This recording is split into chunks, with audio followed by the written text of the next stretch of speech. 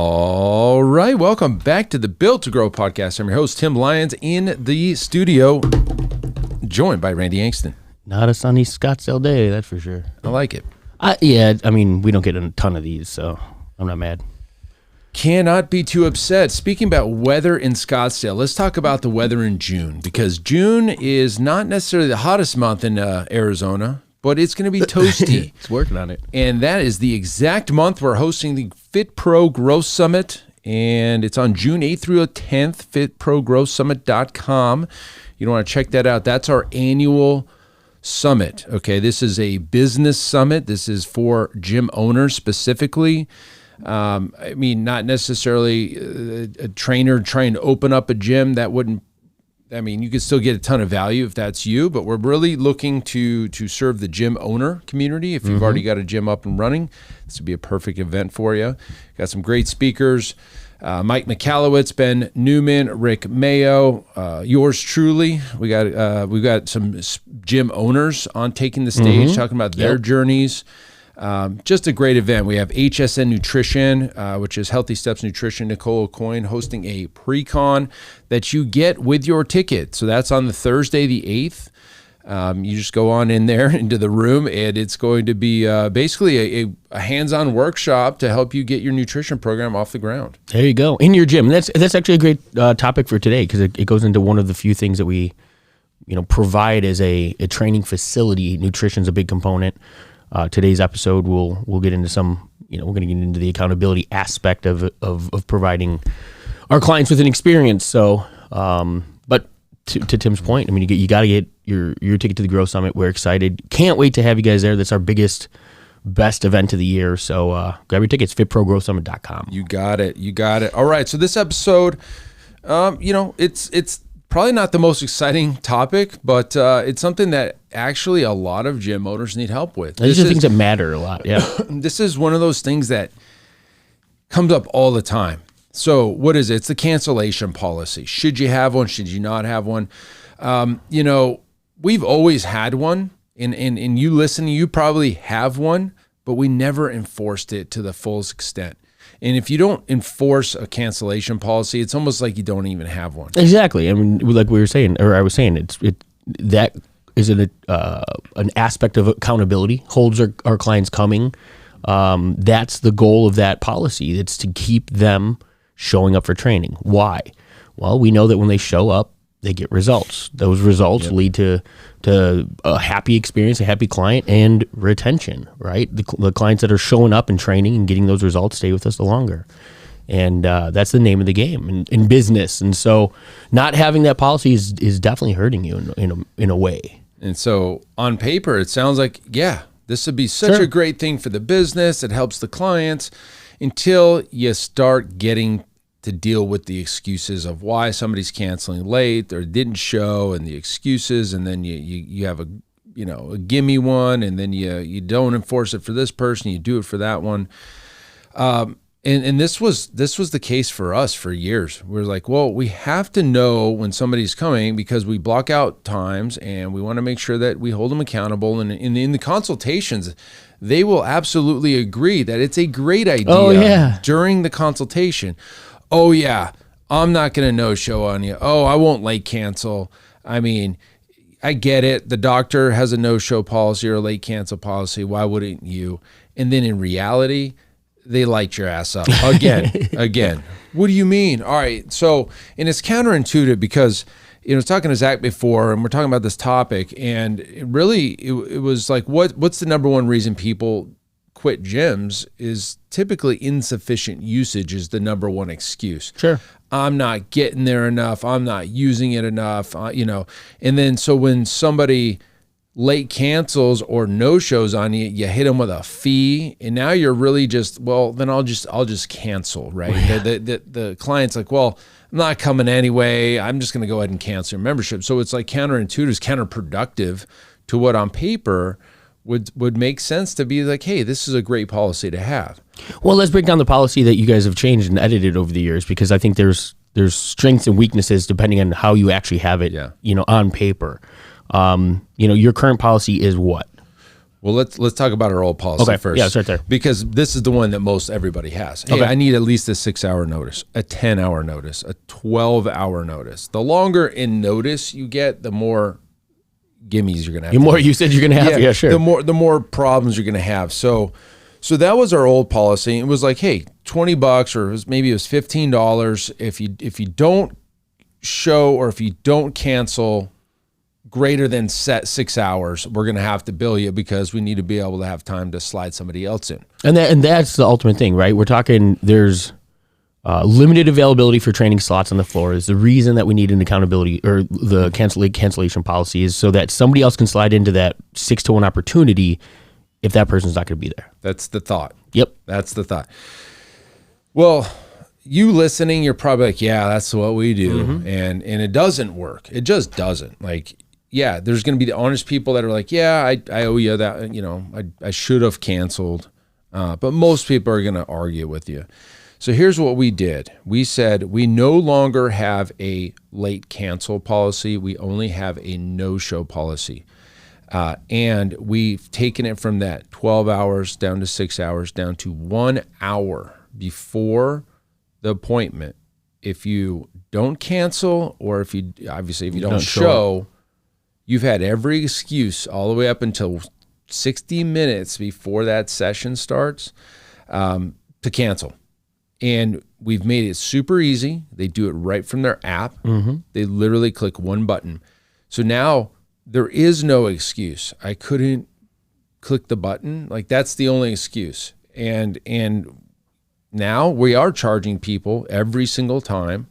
And we've not heard anything because we've given them all the way up until the hour before to make those changes on their own. We've put it in their hand. We've given them the control. And we've also given them the control to book the appointment within 1 hour. There you go. Okay. Now, there's a lot of logistics that probably that wouldn't work for some gyms because, hey, if I don't have anybody in that session time, then we're just not, I'm going to leave early. Or if somebody books 1 hour before, I may not even be there. So the software or the, things like that to make an hour work. Right, you know what I mean? Are they trying to call into the gym and nobody's there? There's a bunch of logistical situations, sure. But by far and away, this 1 hour policy is perfect for us. It is the best style of policy cancellation, no-show policy we've ever put in place because there's no more excuses. Well, and I think that let's talk about that real quick because I think the benefit or the goal of an accountability policy, while the business would like to slide somebody else in there, sure, it's a benefit to the business. Client doesn't give a damn. But if we're going to sell it as an accountability, process or aspect, and that's the reason that we need to charge you if you aren't showing up, it's putting that responsibility on them, right? Like you said, it's taking away all of the excuses that aren't legitimate reasons for not showing up for training. I just got out of bed and it's raining today. I really don't feel like going to my training session. Well, guess what?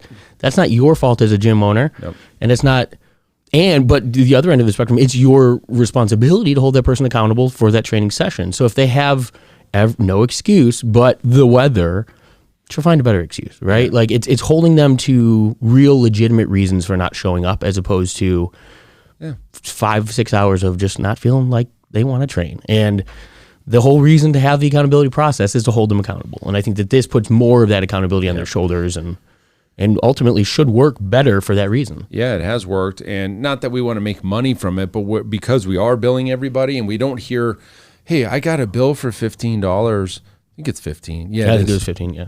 We're not hearing that because they get it. Yeah. They just didn't do their job. We were here. We had you on the schedule. We blocked that time off for you. We were prepared for you, and you just basically didn't show because it's not a late cancel. It's like you're within 40 minutes of the appointment. That's basically a no-show. That's a great way of putting it into perspective too for the client. Even at a consultation or things like that is, hey, if you don't show up for your session, we've done everything that's on our side. We've done all of the work to provide you with the result, with the exception of you showing up and doing your part. Yeah. And that right there, again, it puts it back on their shoulders people have no problem taking accountability when it's very, very clearly their fault typically, right? But imagine if it was 12 hours and you have a 6 a.m. appointment and you wake up sick, you sore throat, you have a headache, migraine or whatever at 5 a.m., 4 a.m. when you get up for your training. It's like, yeah, you didn't know that the night before. Sure. So that's all gone. So, I mean, honestly, it's worked out really well for us. We want to make it as easy as possible for people to do business with us. We train every hour on the hour from 5 a.m. until 8 o'clock at night, 5 a.m., 6 a.m., 7 a.m. They can book it within the hour on their app. They can cancel within the hour on their app. Makes it very convenient. And there hasn't been anybody that says, hey, your schedule doesn't work for us or for me. Yeah, you guys have a lot of options. I mean, unless you want to train at midnight or 3 a.m., which no gym in the area is going to offer that anyway. So it's like this is the most convenient we can be, the easiest that we can allow people to do business with us. And it's created much less friction in the overall experience, and that was our number one goal. I was just gonna say, you nailed it with that, right? Like you're keeping the experience of the client as high as possible. You're having the restraint that is needed in order for the business not to take hits. Yep. But ultimately, it's done in a way, it's wrapped up and packaged in a way that benefits the client, and it can be articulated that way. And I think that's something that a lot of gym owners have trouble with, right? There's certain things that there are needs of the business that have to happen. Maybe cancellation policy is one of them. Maybe it's other areas of the business. But if you can't find a way of making that to the benefit of your client, that's when you're going to have trouble with some of those policies, some of those changes, some of those updates that you're trying to do. You have to be creative, and you have to always articulate it to the benefit of the client. And here's hell, you could do it with a price increase. You know what I mean? Like there has to be a way for the client to grasp to see the benefit. Yeah. And here's the honest truth: we've had to go through the reps of 13 years of business in order to find where we're at today. And so you listening, you're getting the shortcuts. You're hearing it from people that are doing it in the industry. We've gone through your 12-hour policy and the crap that we've had to deal with and the cancellations and all of this stuff and lost people because of it. And so we've settled in on this. There's probably things we could fix in this gym today. I don't know any of them off the top of my head because I feel like we've done everything possible to make this the best gym, we fixed all of the problems with this new model. We fixed our freeze policy. We fixed our pricing. We fixed our scheduling. We fixed our cancellation policies. All of that stuff got fixed in this transition.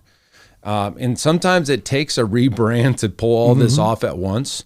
And I don't recommend trying to do all that stuff without a reason. You need to have a reason to do it.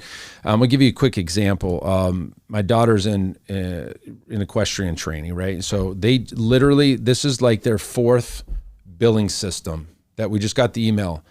And they're just doing it the wrong way. I mean, I love them. They're great people, but they're not operators. They're horse people.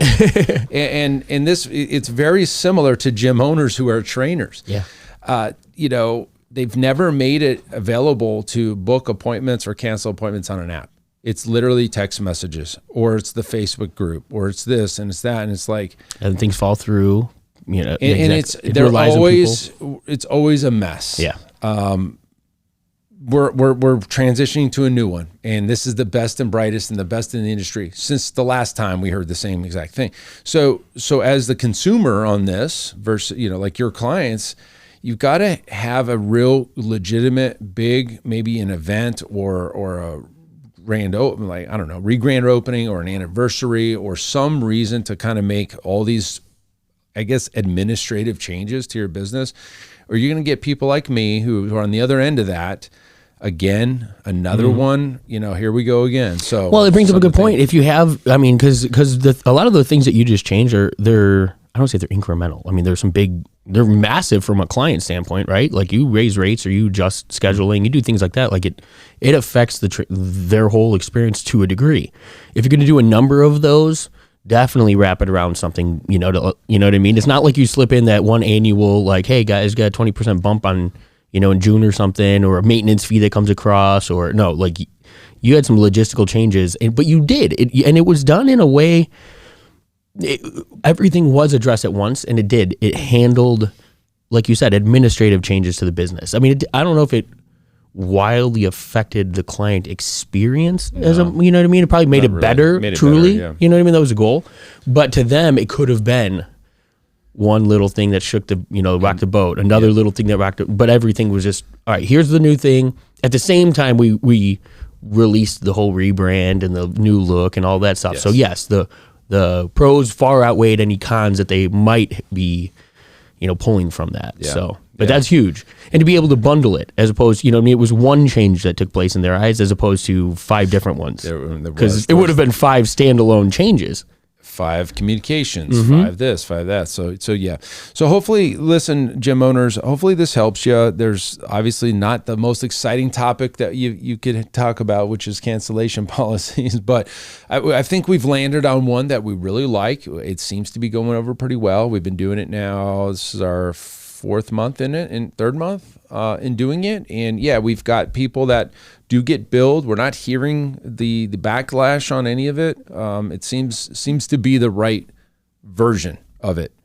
Hopefully that helps you guys. Go take a look at your cancellation policies and see what you guys can make better. Until next time, keep changing lives. We'll see you on the next show. Bye. All right. And thank you for listening to that episode of the Built to Grow podcast, where we help gym owners win. Now, do you want to connect with me and other gym owners online? All you need to do is join our private Facebook group, Business Talk with Fitness Professionals. Just head on over to Facebook and type in Business Talk with Fitness Professionals. And when you do, we're going to give you our 10 marketing strategies 7-figure gym owners use to win. I look forward to seeing you in the next episode. Until then, keep building something great.